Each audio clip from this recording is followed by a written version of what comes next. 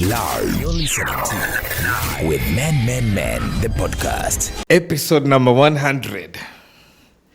We've made it. Yeah. We have been consistent. We have been. Shout out to consistency, man. Yeah. This is the part where we say all cheers. the people who ask us, how do you remain consistent? What is our secret? You just show up. Yeah. Passion. Yes. Commitment to your vision and your values. I think it's our values. Yes, I agree. And so I have a famous one of my favorite quotes. In Zaman, where I used to work previously, I should do the same even here. It's about Denzel Washington, right? Alikuwa anaongea kuhusiana na issue ya consistency. And I think he said something along the lines of, without commitment, you'll never start. But without consistency, you'll never finish. You know? Ease is a greater threat to progress than hardship. I think something along those lines. Like ease is a greater threat to progress than hardship. You know? Because it's not easy. Ingekuwa easy, kila mtu angefanya. You know? Kwa ingekuwa easy, kila mtu angefanya. So, you wake up, you show up, you do it every day, week in, week out. We've had episodes ambazo sonyo tukisikiza sauti ilikuwa we've had episodes about tukiangalia nasema hii picture ilikuwa but then you show up every single day, man. Yeah, so congratulations, Nadia. Congratulations to us. Congratulations to all us. Of you. For all. And shout out to the team that worked with us. Infinite picture.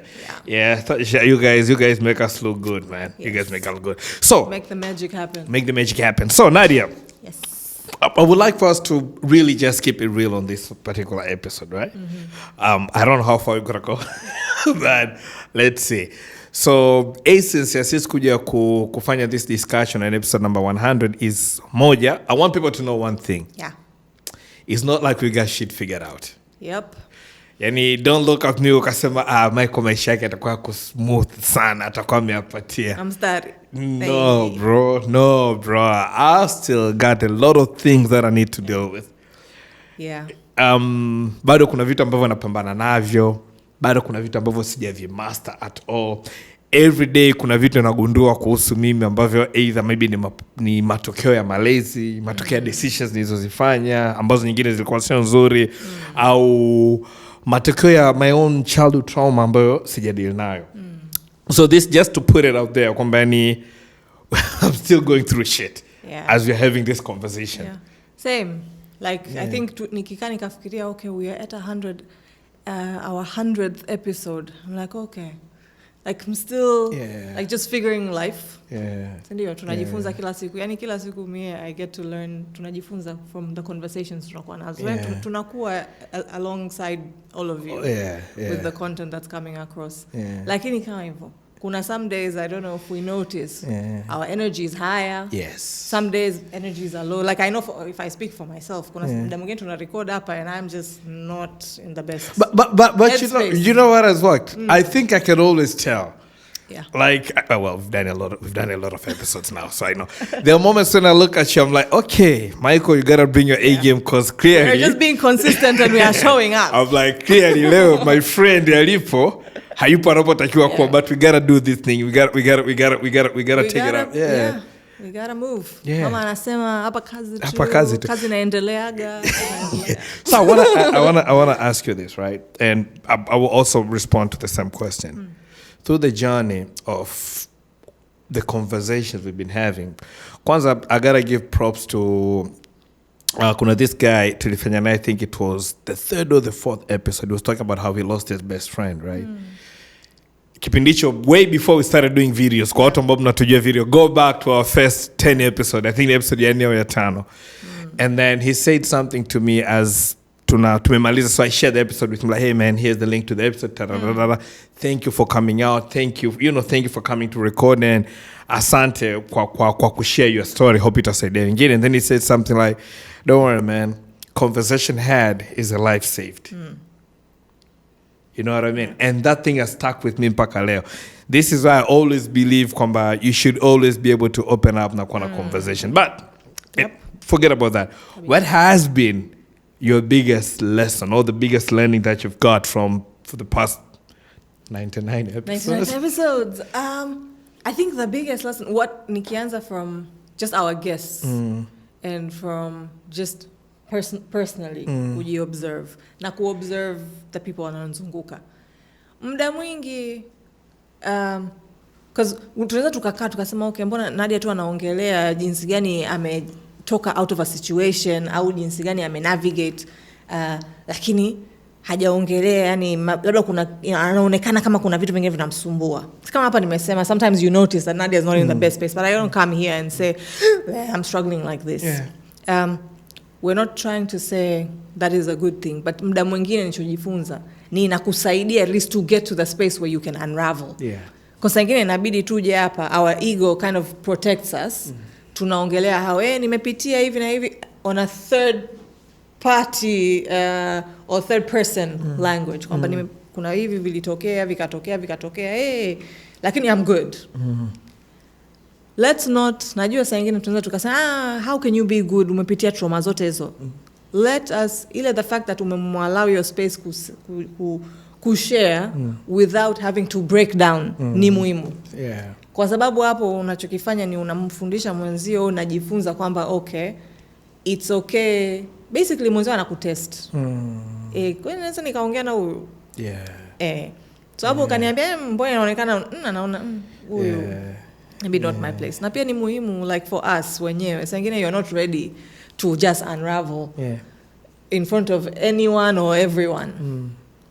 Lakini kila kitendo cha kusema kuiongelea hiyo story yako kama vile ni umeangalia movie also is helpful. So if that's what I use. Sometimes I'm like, if I'm not ready to speak about my issues in first person, nitaviongelea kama kuna mtu anapitia hivi na hivi na hivi, sijui yani da. By the way, I do that a lot too.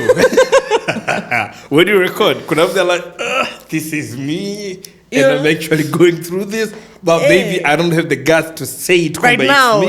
So can I say it? Kuna mtu namjua muda mwingine bado huna resources za kukabiliana sasa na what it means kufungua hiyo can of worms.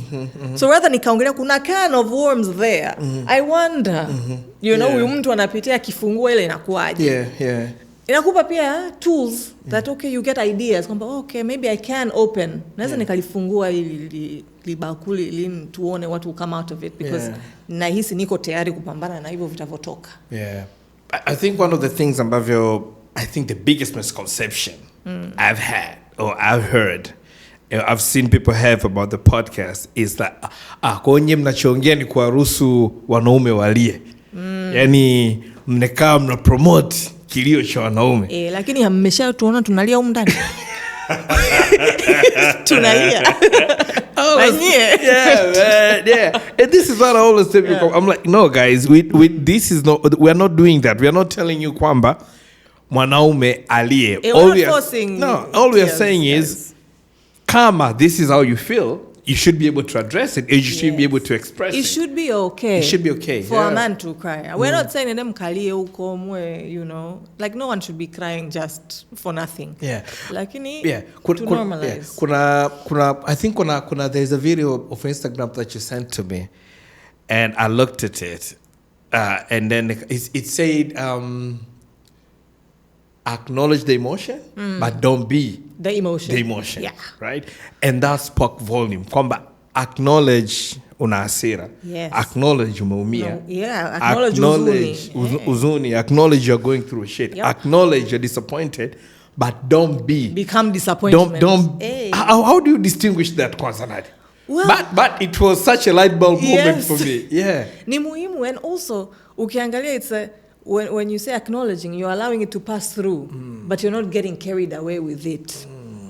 It's like kama ukiwa baharini, lile wimbi linakuja. Unajua ukiliresist haisaidii. Itakupiga tu. Lakini ukiliachia lile wimbi linakunyanyua, linapita, linaondoka, and you're in the same spot or you're just moved slightly. Right? Tukisema allow yourself to see and feel the emotion, like acknowledge the emotion. ni basically kwanza unachukua nguvu. Unaichukua kama the control ilikuwa kwenye meza pale. Alafu kuna hasira huku na kuna mimi huku. The fact that nime acknowledge hiyo hasira nimemchukua. Control nimerudisha kwangu afu nikasema hemu wewe nakuona. Lakini nikasema nisi acknowledge hiyo hasira and I become the anger, then I'm moving from my seat. Naingia into anger and then anger takes control. You know? And obviously anger is an emotion. It is. And sometimes ukiangalia emotions zinapotoka, they're not coming from logic. Hasira is not logical. What keeps hasira alive is our thoughts, ndio. Lakini naturally an emotion is just a last few seconds is a chemical reaction in your body that triggers a cascade of reactions. Na the whole point of emotions ni nini? Kukuinform kwamba kuna kitu hapa that is either going really good and you're really happy about, or is really not going well. Ambayo be mindful about, kwa sababu kama it's not going well for you, meaning inamaanisha wewe mazingira kama hayo au kitu kama hicho hakikufurahishi. So kibadilishe. Lakini nikiuvaa ule huzuni au nikivaa hiyo hasira, then sibadilishi kitu. Because now you are a part of that. You are it. Yeah, you are it. So now you are no longer you who does not like this situation that's making you angry. You are just angry. You are anger. That's why usually in therapy, mtu akiongea ambia, how are you feeling? I am feeling this emotion. It's not I am angry. You are not angry. I am Nadia. As Nadia, I am feeling angry. It is a separate thing. Sasa hivi nina hasira kwa sababu ya 1, 2, 3. Right? So it's about taking control kwamba okay, hizi hisia zitaenda na kurudi different ones will pass through me, but I am not any one of those emotions. We are not even happy. We are just neutral. Like that is our baseline. Hata mtu ambaye ana furaha kila saa una furaha wewe inabidi uje unitafuta. Utafute Nadia. Kwa sababu it's not a normal natural human state. Yeah. It's funny you said it because again this is the thing that I'm still learning we started doing this in 2019, right? Yes. 2019, this is when we started doing it. That's when we aired our first episode. And the podcast is more, was it 2019? It was 2019. It was like a COVID baby. Yes. The podcast was a COVID baby. Thank you, COVID. Shout out to COVID. But so this is 2025. Yeah. So we are talking about 5-6 years later, and I am still learning things. Yeah. You know what I mean? And I'm privileged, like I have this conversation and idea on the regular na vitu kama hivyo. And I've been to a therapy. I've gone to a therapy na vitu kama hivyo. And I'm still learning things. Na bado najaribu kuuncover na kugundua kwamba you know what? I thought nime address 1, 2, 3. Lakini not really. There's more layers to this onion. There's more layers to this onion. So you need to dig deeper. And this is why I always tell people kwamba if we can get support, kama kuna mtu ambaye anaweza kumuona kusaidia. Kwa sababu the biggest challenge is actually acknowledging and accepting the emotions. Yeah. And I always feel like from a man's perspective, hapo ndio tatizo linapoanzaga kubwa. Kwa sababu kwa wanaume waga kuna very thin line between hasira na furaha. Hivyo ndio vitu ambavyo mara nyingi tuna fluctuate either na hasira au na furaha. Ama mengine hapa katikati for lack of a better tunasema mambo ya kimama. You know? Tunaonaga sijui uzoni, akuwa sad, kuumia. Ndio maana hata mwanaume akifiwa anakaza anajitahidi sana asilie na vitu kama hivyo, you know. So yeah, we are not saying watu walie. All we are saying is acknowledge your emotions, kubali kwamba zipo, kwa sababu if you don't, then you're just bottling things up. Yep. Yeah. And then you're becoming a ticking time bomb. Basically, kwa sababu lazima kuna siku hivyo vitu vitakuja. Vitalipuka tu. Vitatoka. Na ndio unashangaa mtu umedondosha kikombe tu mtu. Au mkewe kamwambia leo mbona hujarudi mapema tu, kamripukia kamzaba na kofi. Disproportionate reactions. That is indicator for you kwamba okay, kuna pent up things ambazo mimi sizi address. Kama kitu kidogo mtoto tu amekuja, baba unaanza kusema mnanifanyia fujo. Mimi nimetoka kazi sasa hivi kichwa is very disproportionate. It means labda umetoka na vitu huko, labda na zaidi ya huko, umefika navo hapa, huyo na excitement zake za kukuona zimekukera. Zimekutrigger. Ni kama vile tu ameenda, that was the last straw that broke the camel's back type. Yeah. Wow, man. No, anyways. Yeah. So your biggest lessons through all this has been the power of conversations and relatability, right? Yes. And conversation in any direction, any shape, color, or form. It does not have to be raw vulnerability that I am going through, It can be, there's this type of situation. How do people deal? It's also fine. It is. It's still a conversation. It is. I'm not saying it's Nadia who's going through it. I'm just saying there is this context. I think that is fine. I think for me, we did an episode about golfing. And in my mind, I was like, people are going to listen to it. But surprisingly, it was one of our most listened episodes. And it was two guys, I think it was Danny Kolimba and Patrick Nanyaro. They were talking about how, as brothers, just enjoy the power of bonding. They'll go, they'll play golf, and what that has done to their mental health, right? And the number of people who listened to that episode, I was like, this cannot be. So I always say this, Kwamba, if you actually think it's an issue and something you want to talk about, then talk about it. Yeah. It probably is. Even in the third person. Just talk about it. Yeah, kwa sababu Daniel alikuwa ananiambia kwamba he couldn't believe the number of wamemtafuta. Anambia, you're doing good. I want to do it. How did you go around it? And it just came from the fact that me, him, you, and Patrick were chilling, having a conversation around it when the podcast, and then you go to that part. Yeah. Wow, man.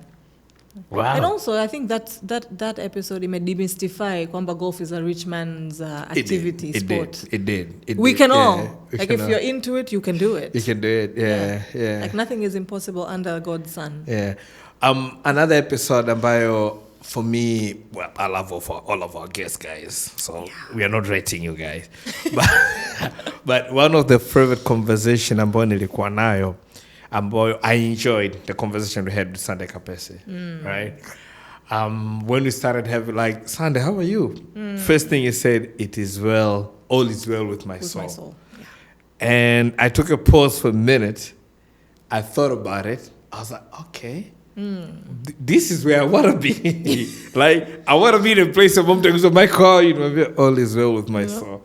I don't think I was there yet. Nafsi yangu ina amani. Nafsi yangu ina amani. Bado napambana na nafsi yangu. Lakini that for me, so apart from that, lakini namna gani anaamua kwa a very, like he really decided to be honest about his experience na vitu kama hivyo. And I also saw people's reaction towards that episode as well. Yeah. It is also one of my favorites. I think I even said it in the episode itself. Yeah. Like, this is one of the best, because it's refreshing to see a man just say, you know what? I've gone through all the shit and I'm still going through all the shit. Yeah. And this is it, right? Just to be raw and vulnerable. I liked his openness to just say, you know what? There's a crack in the wall here and I'm letting the light in. Yeah. I don't need to, I don't want to mask it, pretend I am okay about it, but I know with all of this happening, lakini nafsi yangu ina amani, bado napambana. Yeah. He challenged me on that episode. I'm like, Michael, why don't you call your brother? No, mwambie, I love you. Did you do it? I haven't. Michael. I still have some. Say it online. No, I haven't. I still have some growing up to do. Clearly. I remember why. In my mind, I'm like, my brothers know kwamba nawapenda. And there's nothing I wouldn't do for them. There's nothing I wouldn't. I mean, no. If there's nothing you wouldn't do for them, then good. Let them know. Why should it be hard for you to just pick up a call? And mind you, ni brother, mimi naitwa Michael Baruti, anaitwa Abdalianga Baruti, na mdogo wangu naitwa Emmanuel Baruti. So literally, tumefuatana naye. Like, to pick up the phone na kumwambia, my brother, I just want to say, I love you. I haven't done that. I will. Yeah, you should. I will. And I don't know why I'm holding back. Again, toxic masculinity, right? I think it's not like, come on, expressions man. of love. I'm like, wait, but he knows. He knows. He knows if he calls me, I'll drop everything, And and do whatever I can. But I'm like, why should I? But it really made me think, why am I struggling with that? Like, why am I struggling with pick up the phone? Like, my dear bro, I love you, man. When you think about it, what feeling does it I think conjure.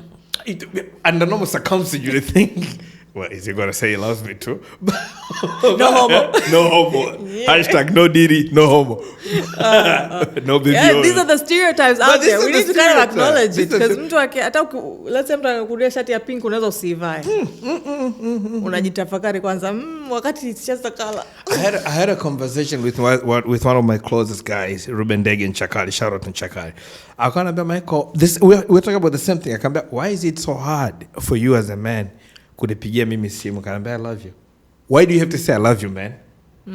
Why can't you just say I love you? Why must you add the man? Yeah, why must you add the man?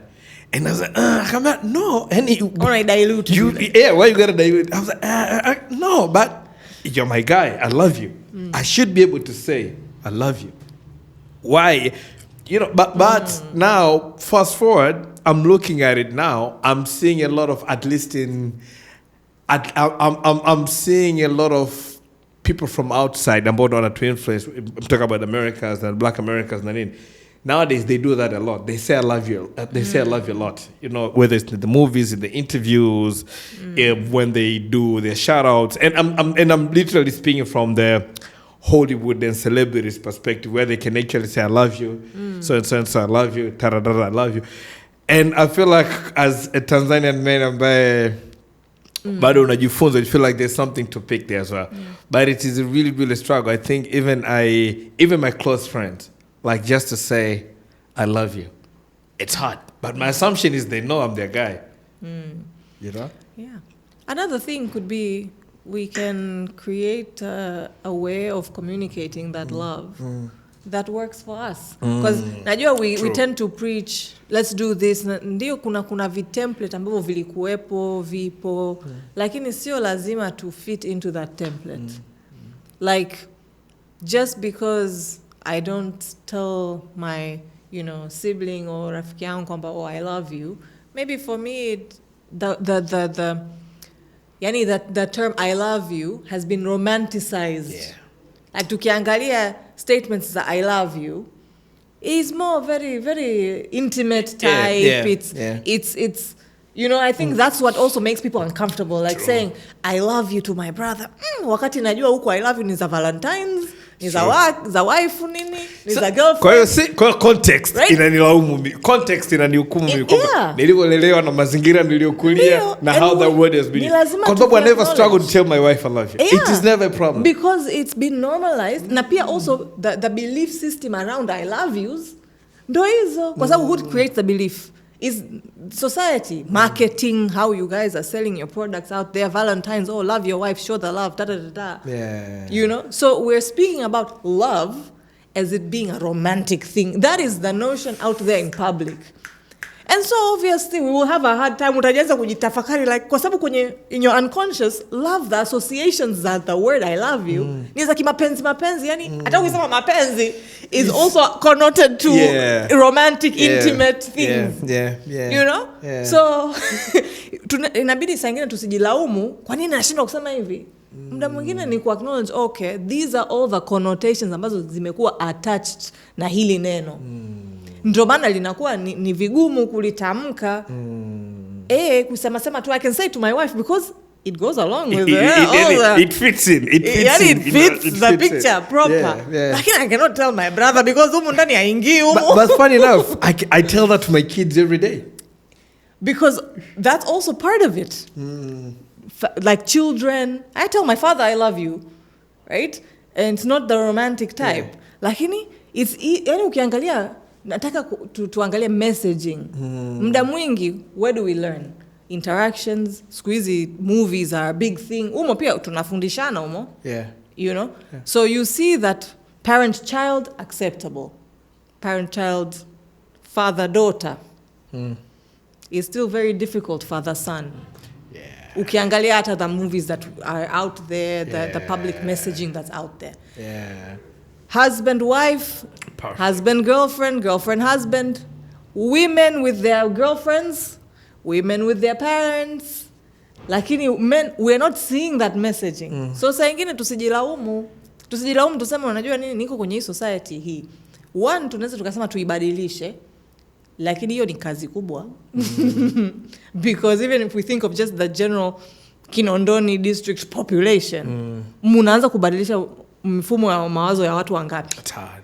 So the other thing it can be, okay, let's then find our way of communicating and start with our community. You know, kama unataka kuibadilisha meaning au kuongeza na hiyo kuiattach meaning into it, good on you. If you have that strength and power, like Sunday is doing it, right? Lakini kama bado sijafika hapo, then I can find my own way with my own tribe. You know, it can be that I love you, man, because maybe adding that man for me is creating that additional layer of what I love you means. Now, by the way, I cannot text that. You say I it. have to say it. No written evidence. No, I can. Print I love you, man. No. Tuongee. I love you, man. You're my guy. Lazima kuna statement tuongeze. Na pia kitu kingine kila ukisikia uko love is a verb. Yeah. So a verb, so I think that's the word. It's an action. It's an action, right? Yeah. So also the fact that you drop everything to be there, you're already communicating that you are important and I love you. Yeah. Like saa ingine talk is cheap. I can say I love you lakini mtu ananihitaji sipo. Na siwezi kuna no. Because that's also something we need to weigh, that okay, do you then, you don't have to give those words, but are you then, the action, is it there? Can they feel that this person loves me? Right? I'm sure your brother can feel it. That's why you are like, I know anajua. I mean, I drop everything under the sun here to make sure I show up for them when they need me. Yeah, so sometimes it's balance. Balance is okay. Balancing is okay. See, what Nadia's done here is taking me to a therapy. Michael, don't worry. There's nothing wrong with you. It's normal. And by the way, you know, how do you guys feel about it? You know, using wanaume, you know, speaking up na kumwambia wanaume zako I love you. You know, nakupenda. Telling your homies na nini. I know guys who do that when they're drunk. You know, shout out to my guy, man. Shout out to one of my closest friends, man. Aitwa James. So me and James, we've been boys since Superman Draws, man. Like, you know, we go way back. We went together to high school. So, this day, back in our young wild days, right? So we're coming out from the club, we're heading home. James is tipsy. So it was me, James, I think another guy called Rahim. I don't know who else. Like, it was four of us. This guy's like, you guys are my best friends. I love you guys. Ta-da-da-da-da. Nobody should come between us. All right? You know, all that ta-da-da-da-da. I only love you guys. 3 weeks later, they were also coming from the club. I wasn't there. Another guy was in there. Was like, I love you guys. You guys are my best. And I was like, dude, why are you loving everything? Exactly. Like, I thought I was special. Shout out to James Sotaro. I was like, James, I thought I was special. What is it? What is this? Oh, but you're just throwing these words. You're just throwing these words around. Yeah. So that is one episode that really challenged me. It really made me think about a lot of things. Now, that's why we're actually having these conversations here. Kujaribu kuona kwamba okay, itakuwaje. Another episode for me that really took me back and it made me take a step back na kujaribu kuona okay. We did an episode with I think it was with Ruben and it was about co-parenting. Right? This is way before we started doing the videos, guys. Ancient content. So go look for it somewhere, right? It's on co-parenting. And for me, I love the maturity in terms of how you articulated the situation and how he was navigating through the phase to make sure combine my kids okay, you know, my other kids with my wife okay, my other kid with the mother okay, and it really showed me kwamba as a man, there's so much you can do if you decided to take charge. Yes. Even better if you take charge with grace. Yes. Right? I feel like a lot of time we don't extend and understand when you're going through the motions na vitu kama hivyo. Like in kama we try to take everything with grace. So kusema kwamba, you know what, this is what I want to do, but I understand Nadia. So I'm not going to force Nadia to get to where I'm at, but I'm working on this. If you want to work with me, let's work together. Yeah. But if you're not ready, it's okay. It's okay. It really taught me that. You know? So yeah, that was a good lesson. It was. That was a good lesson. Yeah. And also shows that it's sio kwamba yani the stereotype kwamba mume au mwanaume akishamwacha mke wake akaenda akaanzisha familia ana abandon familia, because that's also one of the stereotypes ambayo iko hapa mtaani kwamba wanasahau or the children ambao wameshawazaa ambao wametoka kwenye ndoa yake ya kwanza and kila kitu kiko huko, but ametuonyesha kwamba actually that's not true, kwamba as a man, at least for a man, kwa sababu muda mwingi hizo narrative nadhani ni wakina mama ndo wanazi spread hizo kwamba ameshaoa basi ndo sisi amesahau familia yake but from a man's perspective it's showing us kwamba actually no, like maybe ndio kuna wanaume wako hivyo outliers zikosekani lakini kuna wengi ambao wanataka kuwa involved na maisha ya watoto wao, wanataka bado kuwa baba lakini muda mwingine ni hivyo kutafuta hiyo collaboration kwa sababu hata co-parenting becomes impossible if your co-parent is impossible yani hamleki tu lakini it was beautiful kuona kwamba yeye na ex-wife wake wamekaa wakaona kwamba cha muhimu ni hao watoto tuliowazaa. You know, we hata kama tuna differences zetu, I mean clearly that's why we got divorced. Lakini we have common shared investment in our children. You know, we have a shared goal, our children and their future. Na kuipambania pamoja it was beautiful. It shows why we need to do this more. Yes. It shows why we need to do this more. For me it's like, okay, as a society we still need to allow, I feel for a large extent women are allowed. Mmangu alikuwa ananipiga au he's cheated on me, nitaongea in community, I'll get support. Itakukumbatia kwamba come here. Lakini mwanaume akiongea mwanamke amefanya hivi watakwambia huyo mama wa watoto wako muangalie, usiseme hivyo, msamehe.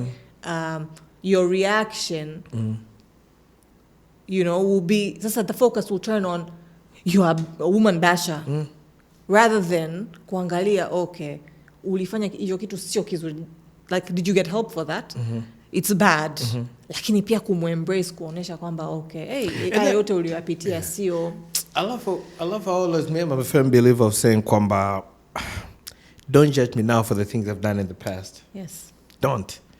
I read somewhere, I don't know if it was a quote or a book I was reading, kwamba sometimes we spend so much right holding people in the darkness that they were in that we forget to see, or we don't get to see the light that they are now. Right? And I always say kwamba you cannot judge me now. I understand if you're disappointed, I understand if you felt some type of way then, you know, I'm not taking that away from you. You're entitled you're entitled to how you're feeling and it's completely okay, but don't judge me now of the things I've done then, because then you don't give me room ya kukua. You don't give me room ya kuonyesha kwamba, you know what, I can be a better person. You don't give me that room. So if you're always holding me back pale, then how else do you expect me to? You are putting me in a box and you're not letting me get out of it. Exactly. So this is what I always tell people, and popote pale, whether it's work, no, whatever happened, we've dealt with it. So let's keep it moving and let's start from here, kwenda mbele, and see what else we can do. Right. Yeah, ni muhimu sana. It's another unique episode. We decided not to have kids. Oh yes. Oh, that also very controversial for our local community. Like for our local community. The minute you get married, like watoto when? Yeah, and this guy came in, is like, no, you know what? Me and my wife tumefikiria, tumeona kwamba we don't have this calling. You know, it's not in our life plans at the moment. Yeah, we decided not to have kids. And my question was, I remember we asked him, like, you guys are never? Like, no, never. That chapter is sealed. We are done. We've gone. It was a very... It was very unique. It was a very interesting conversation for me.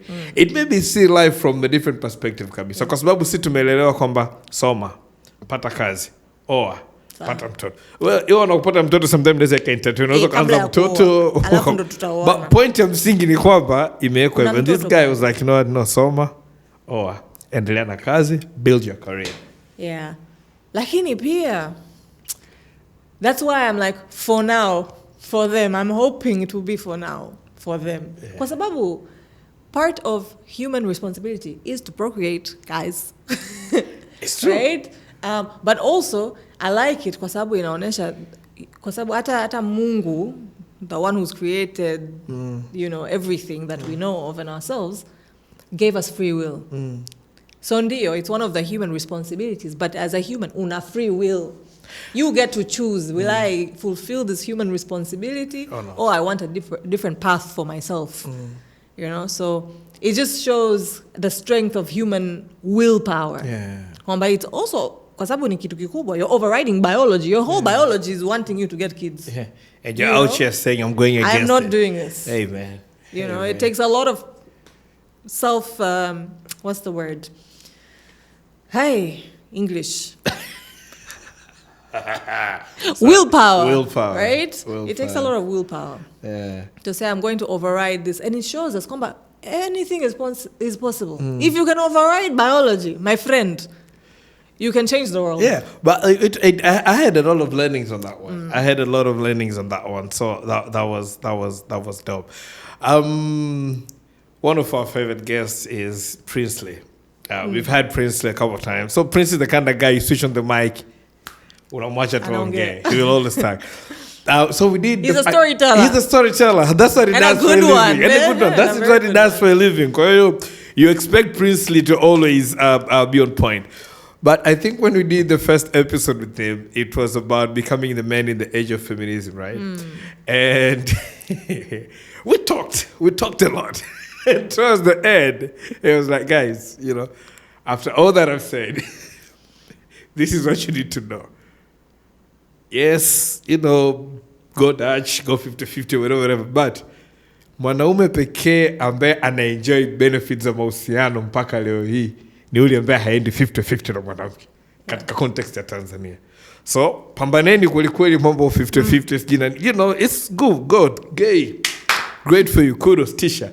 But if you want to enjoy benefits za kuwa kwenye mahusiano, you cannot do 50-50. Kwa sababu ultimately cheko unavyokubali haraka. Mimi nakubali because me, you know, I'm traditional. Like there's a reason these traditions are there. And also I'm a feminist. I'm a feminist because I'm a woman. Is automatic. But me personally, you're a humanist. I am a humanist. I believe in humans, and I believe in every human was designed in their own unique way. And saa ingine ukiangalia, me personally, nikikaa nikaangalia, like don't come attack me guys, like nikikaa nikaangalia feminism and what is done for women, it's how it's done a lot. But it's also done a lot on the negative side. Right? I mean, if I speak for myself, I would rather do my work as charity work. Like that's just me as Nadia. Like staki ile pressure, like I need to earn to go pay school fees, to go Dutch with nobody. I don't want to do none of that, right? But that's just you want to be on your soft girl era. Yes.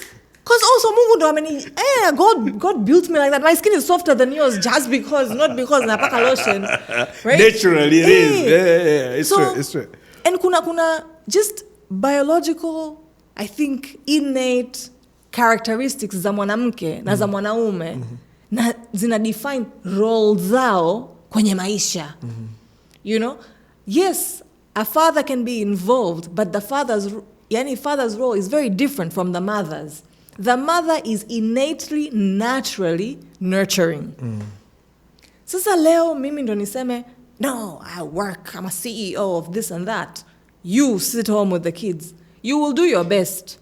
But believe you, it will take you a lot more effort to do that best job. And me, it can come just so easily, naturally. I'm not saying kwa sababu kuna a period, I think the period where feminism arose is when it became toxic.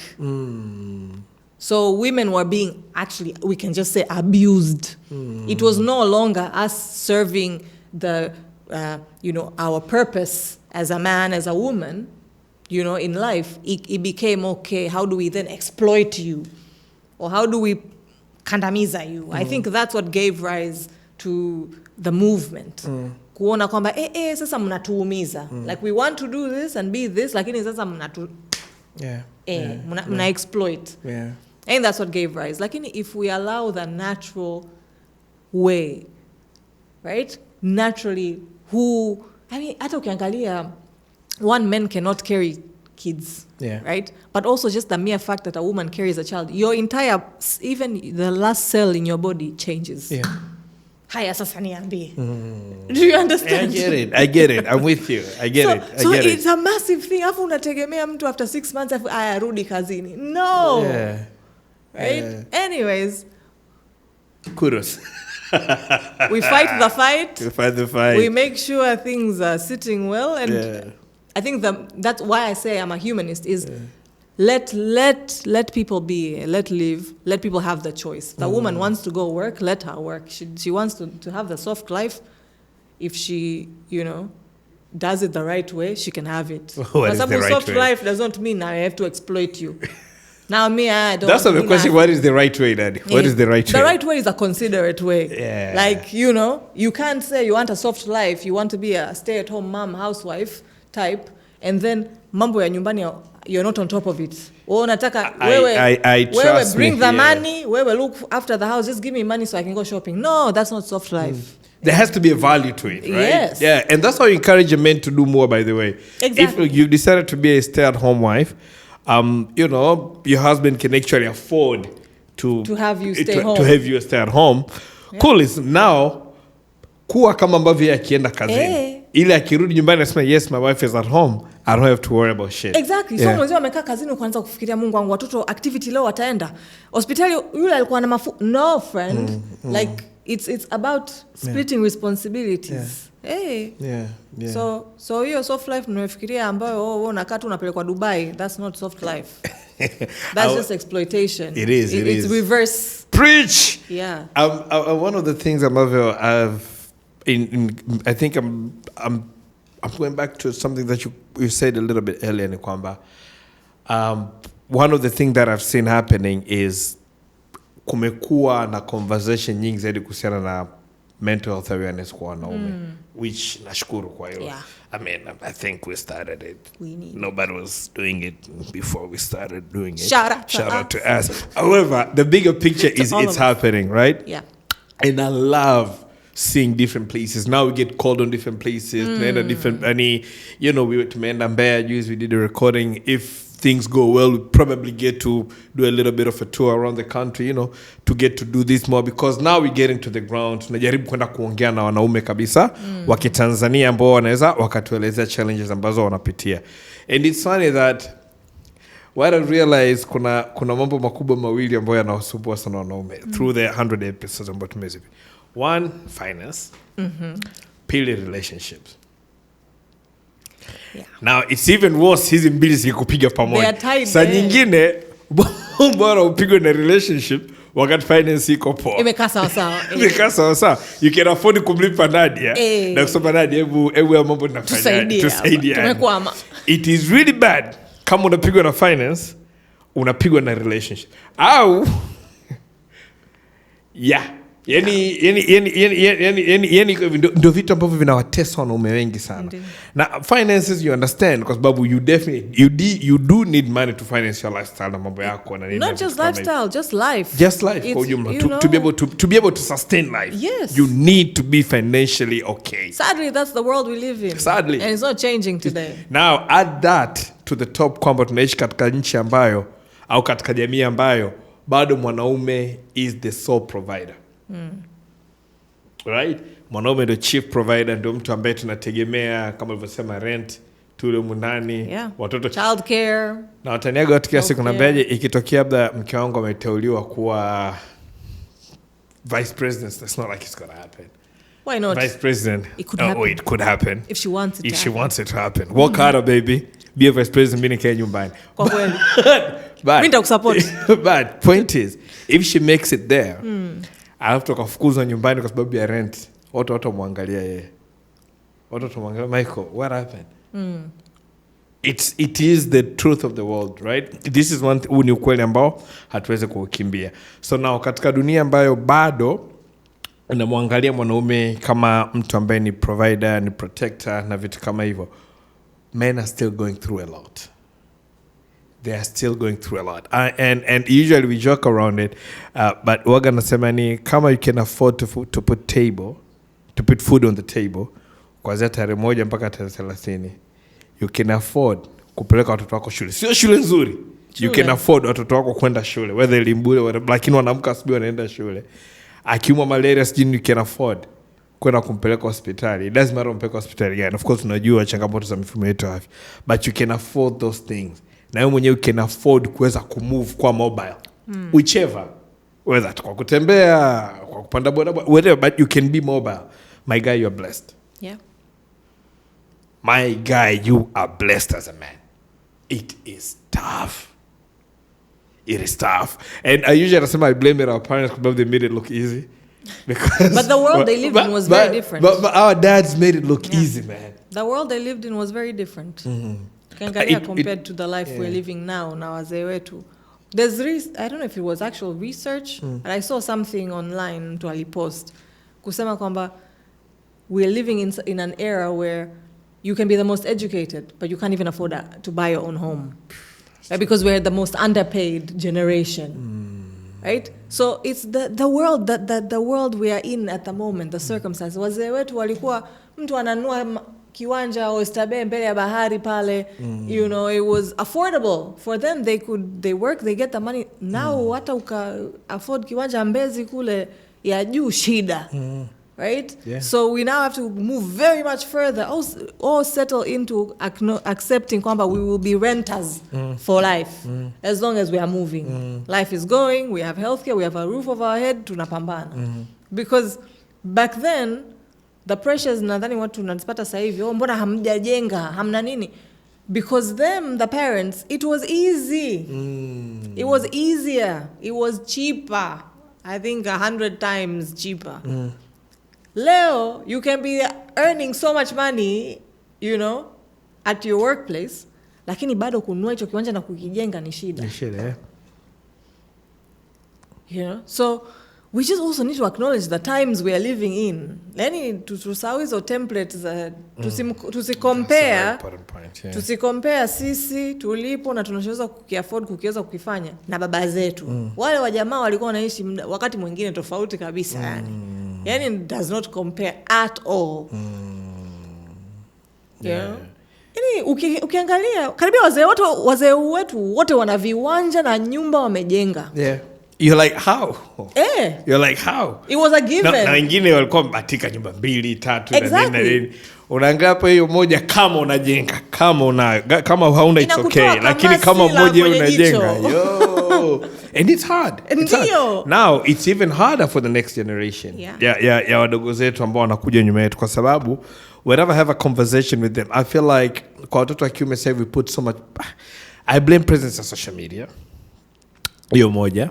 Pili, I blame ukiachana presence of social media, I feel like I blame the lack of mentors for men.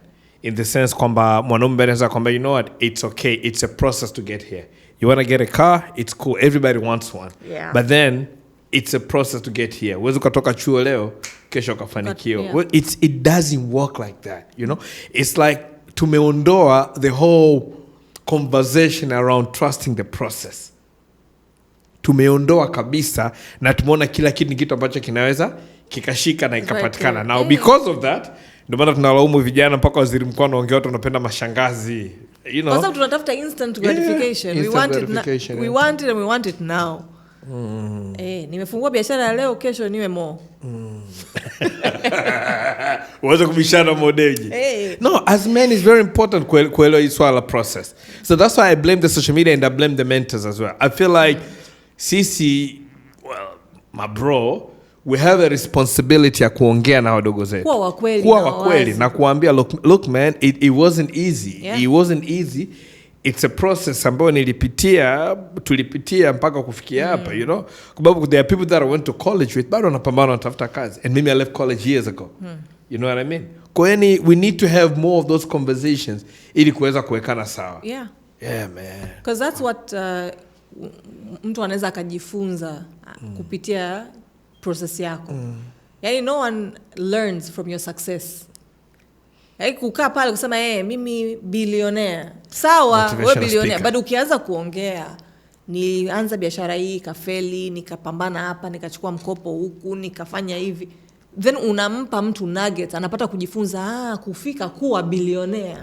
This is what it takes. Kuna barabara hizi zingine zina miba, zingine kuna mamba kule. Like kuna changamoto, kuna yani there's nuggets, there's wisdom you're giving. Lakini kusema tu mimi billionaire, I'm a successful psychologist, no. I'm saidi mtu kitu. Mwambie umefikaje hapo?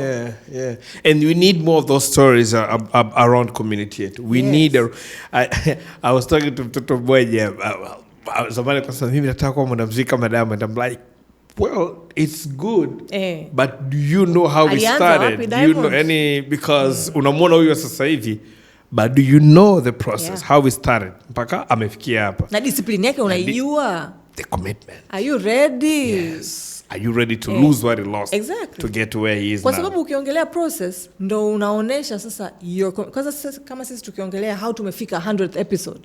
It's not that we just got here. We didn't. We used to record out of your office. Yeah, I remember that. We used to record out of my car office. Yeah. Mpaka tumefika tulipofika. Sometimes una record kwenye Zoom. No, kuna changamoto kama zote. Lakini we never used to have mics. We never used to do videos. But what the first video we did, mpaka kiangasha the video was trash. It has been a journey. Yeah, it has been. Yeah. And that inakuonesha the perseverance that these people had.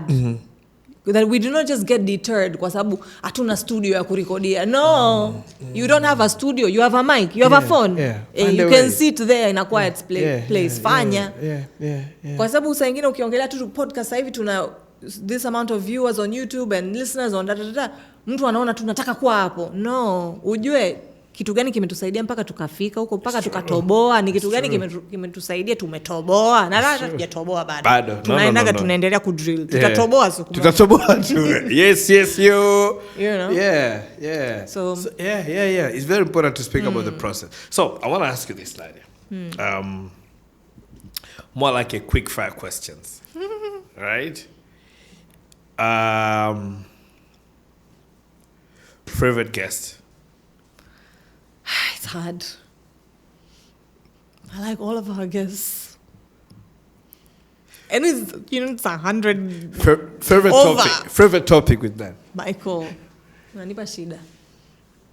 I did not do my assignment. But at the top of my head, I would say Sunday. As a favorite guest. Yeah. Just his vulnerability, but there's a lot more. Of my, I enjoyed our conversations with Ashiru, the one about Kushana and Dora. Oh, that was a good one. Yeah, that was a good one. Yeah, it had I had a lot of light bulb in that. Our very first one is also, I forget his name. Yeah, the one I don't know Mark. if he. Okay, we had shared his name. Shout out to Mark when he opened the doors for us. He opened the door and he was I love that bravery. Yeah. He did not have a reference of what is this podcast of yours. Yeah. But he had that courage, and I think that's what a man is. Sure.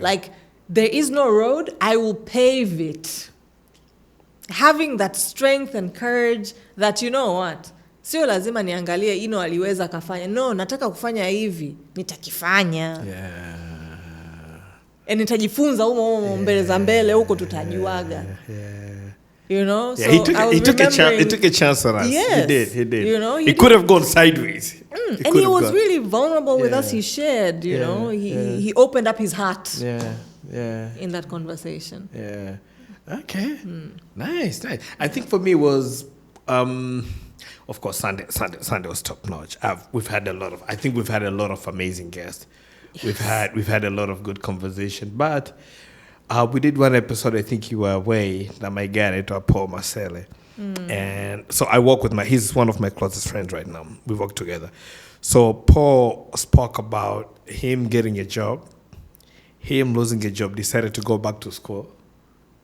And things going sideways, wakati na a small child and a young marriage, to him now getting a job, baadaye now to get his life back. But wakati tuko kwenye conversation yetu, kuna muda he got so vulnerable, and there was that dead silence, and the guy, this is the first time a guy actually cried in the podcast. And for me, for a moment, I didn't know how to react. And mind you, tayari nilikuwa najua the story behind it, but I never knew how deep it was for him mpaka when we got to sit on the podcast na kwanza kuiongelea. You know, so yeah, and this is why I always say, Kombani, it's always good for me when we get to have conversation with some of our friends, because there are layers to think that, you know, we did an episode with Sergio, and he was talking about, and we know Sergio. Sergio is our guy hanging with, but he was talking about him technically being the big brother and how much it takes, and how much it takes for him to get that thing covered. You know, it's these are the things we never talk about. These are the things we never ask. But it has been a journey. Yeah. It has been a journey. And I hope we get to do 100 more. Yes. With 100 more amazing people. We'll still talk about mental health for men. So yeah. So as we're winding up, anything to look forward to? Making mistakes and learning from them. Yeah, I love that. Yeah. I love that. Tufanye makosa, tukaboronge tuko. Somewhere along the way, we'll figure it out. Yeah. Tutajifunza. Tunajifunza. Yeah, Nadia alichofanya amelegalize kufanya makosa. Hey guy, man, it's okay, man. Yeah. We all go, like we said earlier, we all go through some shit. Hey, be it in relationships, go have relationships and fail at them. You know, it teaches you how to love the next person better. Go out there, start the businesses, let them fail. You get to learn. Unajifunza jinsi ya fail at a business so that the next time unajua what to look out for, so you don't fail. Yeah. Right? So use all of that as opportunities where kujifunza. Hivyo tunaenda tunatoboa huko tutaenda tu. Yeah, one day at a time, man. Yeah, one day at a time. And for me, I think what I'm looking forward is to more deep conversations in the podcast, more growth. I love the process and how it has been for me. And I love the space around conversation kuhusiana na afya, akili, kwa wanaume. So I want this to keep going. I want us to go out more. You know, I really, really want us to go to the communities. And now we can really kick it down na kujaribu kuongea. Kuhusiana na actualities off screen, on screen, kuhusiana na actualities za vitu ambavyo vinaendelea kweli. So hopefully we'll get to do that. Hopefully get to do 100 more episodes, man. Yeah. Amen. Yeah, so anything else you want to add? Keep listening, keep having conversations. Ongeeni huko. Nimesikia Nadia akasema hivi, go start the conversation. Michael alikuwa analia pale, freshy. You can use Michael as your, starting point. Use us. I don't mind. And I think with all our guests ambao wamekuja hapa, they offered themselves as starting points of your conversation. Sema yule jamaa alikuja pale akaongea addiction yake, anza hapo. Hata mimi nimepita anywhere, whatever you need, use us. Use the podcast, use the knowledge. Nenda kaongea huko kwenye jamii yako. Ndo inavyoanza. That's the hope. Wanaonizunguka ndo jamii. Na wao wanaowazunguka, mwisho wa siku tunaona tumefikia dunia nzima tunaibadilisha. Na kwa wanaume, find your tribe, man. It is very important kuwa na community ambayo inakusaidia, ambayo inakuangalia, ambayo haikujudge, ambayo inakuelewa. I cannot insist enough. Na inayokusherekea pia. Yes, you also need to have a community that celebrates you. You and your achievement. It doesn't matter achievement you ndogo kiasi gani, kwa sababu sometimes unaweza kuwa na community ambao all it does is tear you down. Na kukanyagiza, na kudiscourage, na kuonyesha kwamba bwana hauna kitu, hamna unachoifanya, wewe ni mwanaume gani. Have a community that actually celebrates you and embrace you. And then, you get to excel. Yeah. So Nadia ni @mindmattertz on Twitter and Instagram. There's a link kwenye bio. Definitely itakupeleka kwenye website yake. Kama unataka ku reach out, unataka kuzungumza naye, do that. Sisi ni @men the podcast on Facebook, Instagram, Twitter. Follow us on YouTube. Apple Podcasts, Boomplay, Good Pods, anywhere ambao unasikiza podcast yako. Remember to subscribe, share, tell us what you like about this conversation. I always say, kama there's somebody you want us nataka tuzungumze naye, let us know. Kama there's something you want us to unpack as well, let us know, and we'll find a way to do that. Till next episode, peace. And thank you for 100 episodes. We celebrate you. Live. You're listening to With Men, the podcast.